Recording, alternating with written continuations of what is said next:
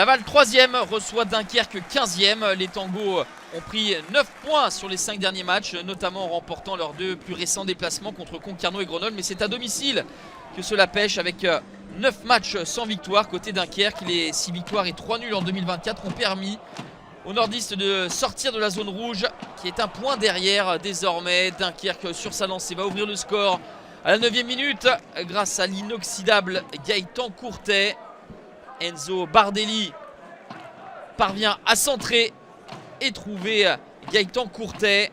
Le 4e but pour l'attaquant dunkerquois arrivé cet hiver dans le Nord. Laval doit courir après le score et essaye de réagir, notamment sur coup de pied arrêté. Pas de problème sur cette tête pour Mohamed Koné.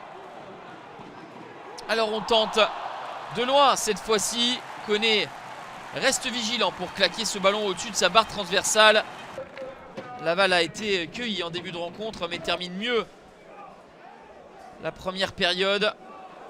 Dunkerque a pour autant des opportunités pour contrer.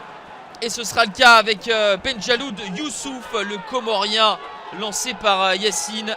Va tromper Mamadou Samassa. 2-0 pour les hommes de Luis Castro. Juste avant de rentrer au vestiaire. La passe qui casse des lignes pour Jessim Yacine. La verticalité est trouvée pour la vitesse de Benjaloud Youssouf. On ne se pose pas de questions. C'est en force et ça trompe Mamadou Samassa. Laval va avoir une situation juste avant la pause. Mais encore un échec face à Mohamed Koné. 2-0 à la pause pour Dunkerque.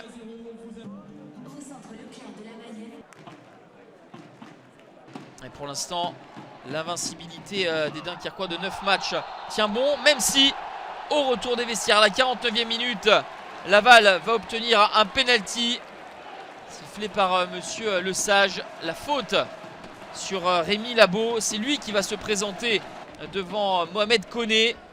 Il avait marqué dans cet exercice lors de la journée précédente. Et la victoire 2-0 face à Grenoble. Mais cette fois-ci, c'est trop mou pour le joueur prêté par le Racing Club de Lens. Et la bonne anticipation pour Mohamed Koné qui met en échec Rémi Labo. On en reste à 2-0.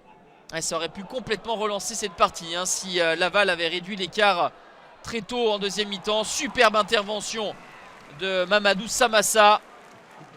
Le ballon piqué était bien senti. Et Samassa, avec ses grands segments, empêche le 2-0.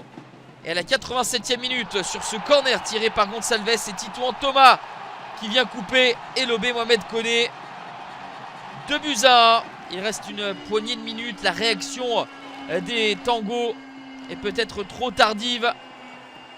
Les joueurs d'Olivier Frappoli ont été sur courant alternatif dans cette rencontre et leurs erreurs ont été sanctionnées par les Dunkerquois.